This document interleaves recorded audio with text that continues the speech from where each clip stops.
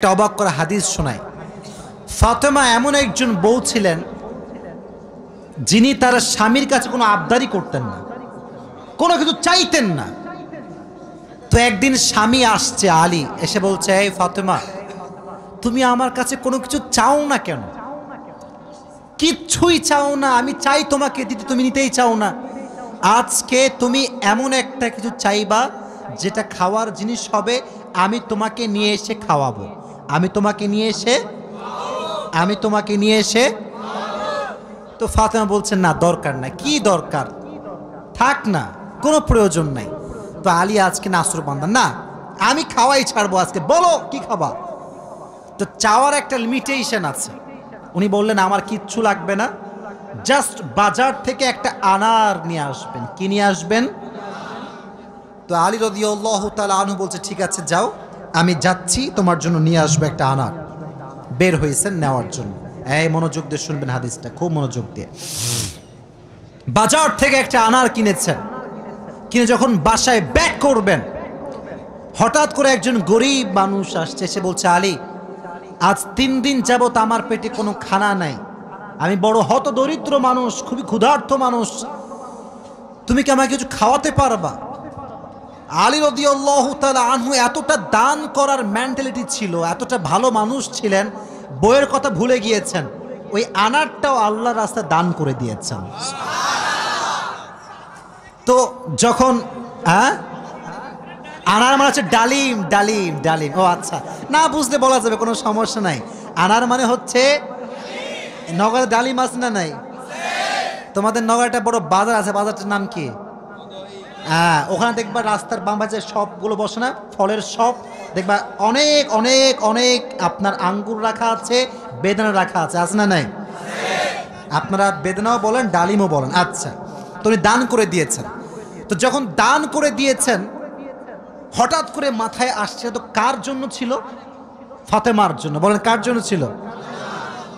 তো মনটা খারাপ যে জীবনে বউ একবার চাইলো, তাও খাওয়াইতে পারলাম না, মানুষকে দিয়ে দিলাম। বাসায় আসছে, মনটা খুবই খারাপ।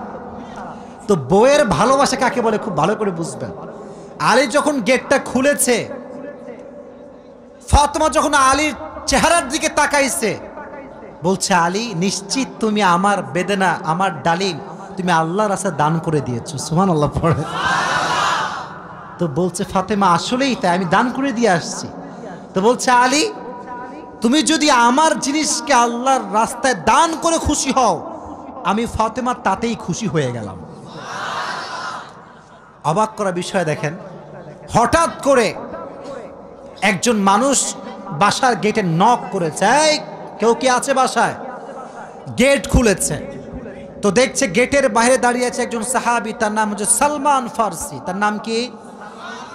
এদিকে পেছনে কিয়ামত হয়ে যাক, তোমরা আমার দিকে তাকাও। তার নাম কি? সালমান ফারসি। বলছে, কি হয়েছে আপনার, হঠাৎ করে আপনি আমাদের বাসায় আসছেন? বলছে, নবীজি তোমার জন্য 9টি আনার হাদিয়া পাঠিয়েছেন। আপনার সুবহানাল্লাহ পড়তে পারলেন না? কয়টি আনার? আরো জোরে।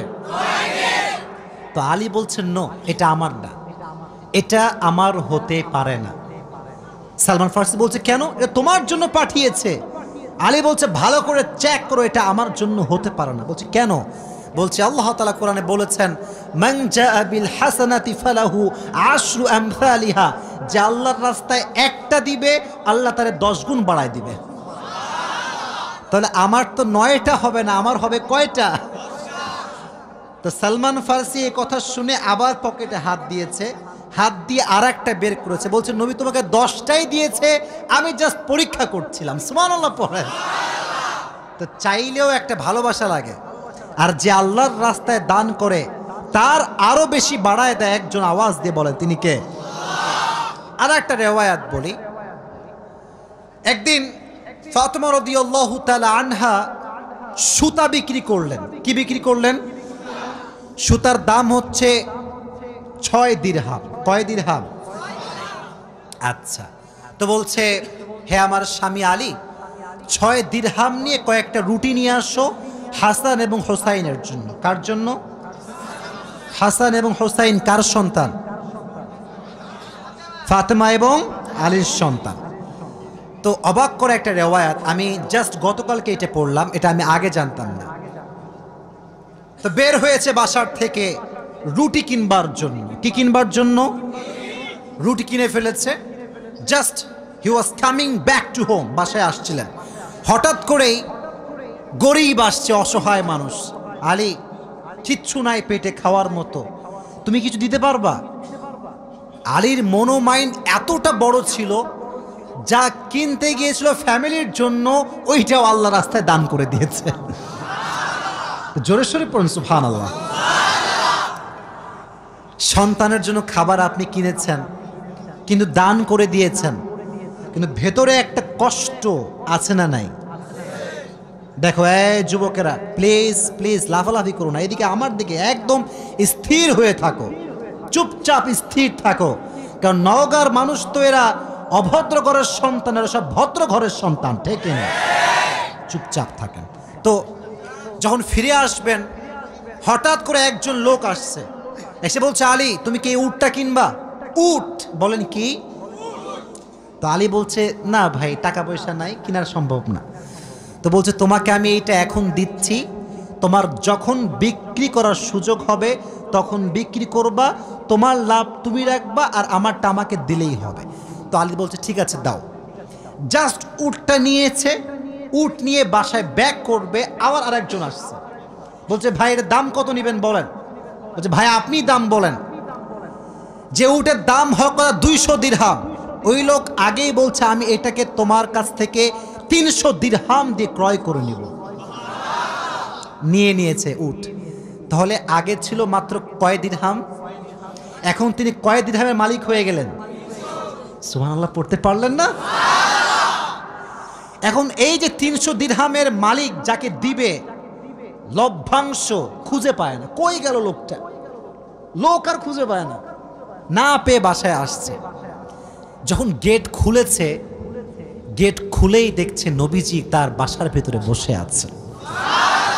বলছে, আলী আজকের ঘটনা তুমি বলবা নাকি আমি বলবো? বলছে, নবী আপনিই বলেন। বলছে, তোমার কাছে সর্বপ্রথম যিনি উট বিক্রি করেছিলেন তিনি আর কেউ নন, তিনি হচ্ছেন জিবরাইল। আর যিনি ক্রয় করেছেন 300 দিরহাম দিয়ে, সে কোনো মানুষ নয়, তিনি হচ্ছেন ইসরাফিল। কেন নবী, এটা কেন আমার সঙ্গে হলো? বল, তুমি যে নিজে না খেয়ে মানুষকে খাওয়াইছো, এটা আল্লাহর কাছে বড্ড ভালো লেগেছে। তো আল্লাহ তোমার এত বেশি বাড়ায় দিয়েছে যে তুমি কল্পনাই করতে পারো না। সুবহানাল্লাহ পড়েন। তাহলে প্রিয় ভাইয়েরা, আল্লাহর রাস্তায় দান করার জন্য আলী এবং ফাতেমার থেকে শিক্ষা নেওয়ার দরকারটা আছে না নাই? যতটুকু পারি নিজেও খাবো, মানুষকেও দিব। নিজে খাবো, মানুষকে দিব না, এটা স্বার্থপর ছাড়া কিচ্ছু হতে পারে না। আমরা স্বার্থপর হব না, ভালোবেসে যাব। আল্লাহ ভালোবাসার মন আমাদের দান করুক, পড়না আমিন। আর একটা হাদিস, আচ্ছা বলেন তো পরিবারের, আচ্ছা এখানে সব যুবক আমার মনে হয় আমরা মধ্যবিত্ত পরিবারের সন্তান, ঠিক আছে না প্রিয় ভাইয়েরা? শোনেন একটা কথা বলি, অনেক সময় অনেক যুবকের মন খারাপ হয় যে হুজুর শখের একটা R15 নাই, শখের একটা আইফোন নাই, ঠিক আছে না প্রিয় ভাইয়েরা? শখের একটা গাড়ি নাই, শখের একটা বাড়ি নাই। অনেকের এটা কষ্ট থাকে, না বললে হবে না, এটা মানুষ হিসেবে কষ্ট লাগে, ঠিক আছে, কিন্তু মাথায় রাখবা, এদিকে হাদিস বলছি, গরিবরা, মধ্যবিত্তরা বড়লোকের চাইতে 500 বছর আগেই জান্নাতে প্রবেশ করবে। এবার খুশি না বেজার? এবার হাদিস শোনা। হঠাৎ করে একদিন আলী এবং ফাতেমার ঘরে এতটা অভাব, ভাত নাই, চাল নাই, ডাল নাই, কিচ্ছু নাই, একেবারে 3 দিন যাবত না খাওয়া। কয়দিন? এটাই কম মনে হচ্ছে আপনার কাছে? কম না বেশি? আপনি বিশ্বাস করেন, আজকালকার যুবকরা বডি বিল্ডিং করে, ইভেন তার 6 প্যাক বডি আছে, কিন্তু রোজা রাখতে চায় না। এই এলাকায় মনে হয় নাই? খবর লাগাবেন না, আপনার ভাবিও রোজা রাখে না, খবর লাগায় না। বলবেন যে ভাবি হোয়াট ইজ দিস, রোজা রাখেন না এখন? বলছি বাবা গায়ে শক্তি নাই, দুর্বল। একদিন এক যুবককে বললাম, কি রে তুই আমার ওয়াজ শুনিস না? বলছে অবশ্যই শুনি। তাই রোজা রাখিস না কেন? বলছে যে ভাই রোজা রাখলে বডি কমে যাবে। নাউজুবিল্লাহ পড়তে পারলেন না প্রিয় ভাইরা? কয়েকদিন যাবত না খাওয়া। এবার আলী রাদিয়াল্লাহু তাআলা আনহু বাধ্য হয়ে গিয়েছেন, আর পারছেন না। বলছে ফাতেমা যাও, বাবার কাছে যাও, বলো আব্বাজান বাসাতে খাবার মতো কিছু নাই, আপনার কাছে কিছু হবে খাওয়ার মতো? আহা, ফাতেমা যখন ঘরে আসছেন নবীজি ঘর খুলে দিয়েছেন। দেখেন বাবা এবং মেয়ের ভালোবাসা কত সুন্দর। ফাতেমা বলেন নাই যে আব্বাজান কিছু লাগবে। যখন গেট খুলেছে, মেয়ের চেহারা দেখেছে, আব্বা বুঝে গিয়েছে মেয়েটা আমার ক্ষুধার্ত হয়ে আমার কাছে এসেছে। সুবহানাল্লাহ পড়ে ডাক দিয়ে বলছে ফাতেমা তোমার অবস্থা কি বলো, কি হয়েছে তোমার? ফাতেমা রাদিয়াল্লাহু তাআলা আনহা ডাক দিয়ে বলছে আব্বাজান আজ 3 দিন যাবত আমাদের বাসায় কোনো ভাত নাই, ডাল নাই, চাল নাই, গোস্ত নাই, কিচ্ছু নাই। আমি আপনার কাছে একজন ক্ষুধার্ত নারী হয়ে এসেছি কিছু নেওয়ার জন্য। তো নবীজি বলছেন এই যুবকেরা এদিকে তাকাও। বলছে ফাতেমা আমার কাছে 5টা বকরি আছে, 5টা দোয়া আছে। 5টা বকরিও আছে, 5টা ধামরাটের ভাইয়েরা 5টা দোয়া আছে, 5টা বকরি আছে। তুমি কোনটা নিতে চাও? Which one you want select? তো ফাতেমা বলছে নবী হে আমার বকরি লাগবে না, আমাকে দোয়া শিখাই দিলেই হবে। পরীক্ষায় পাস। দোয়াটা আমার সঙ্গে সবাই পড়েন, সকলে আমার চোখে চোখ রাখেন, সবাই পড়েন ইয়া আউয়ালাল আউয়ালিন ইয়া আখিরাল আখিরিন ইয়া যাল কুওয়াতিল মাতিন ইয়া রাহিমাল মাসাকিন ইয়া আরহামার রাহিমিন। আমি জানি যে এটা এখনই মুখস্থ করা সম্ভব না, তবে এটা আগামীকাল কোথায় যাবে? মাশাআল্লাহ, সার্চ করবেন, ডাউনলোড দিবেন, এখানে কাট করে নিয়ে আসবেন। এই দোয়াটা you have to repeat after me, বারবার বারবার বারবার। নবীজি বলেছেন এই দোয়া যে যত বেশি পড়বে তার রিজিকে বরকত তত বেশি বেড়ে যাবে। এই দোয়াটা আমরা বেশি বেশি পাঠ করব তো ইনশাআল্লাহ। এবার ফাতেমা আলীর কাছে ব্যাক করেছে। আলী বলছে ফাতেমা তোমার হাতে গোস্ত কোথায়, ভাত কোথায়, খাবার কোথায়? তোমার হাত তো খালি, কোথায় আমার খাবার? তুমি তো খালি হাতে ফিরে এসেছো। বলছে আলী আমার হাত খালি না, আমার হাত ভরপুর আছে। বলছে কিভাবে? বলতেছে যে যাহাবতু লিদ-দুনিয়া ওয়া জিতু বিল আখিরা, আমি নবীর কাছে দুনিয়া চাওয়ার জন্য গিয়েছিলাম, নবী আমাকে আখিরাত দিয়ে ফিরাই দিয়েছে।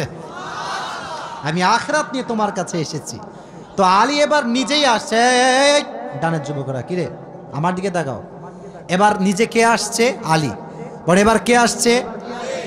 নবী হে অভাব, খাবার দাবার কিচ্ছু নাই। নবী এবার সংখ্যা বাড়ায় দিয়েছে।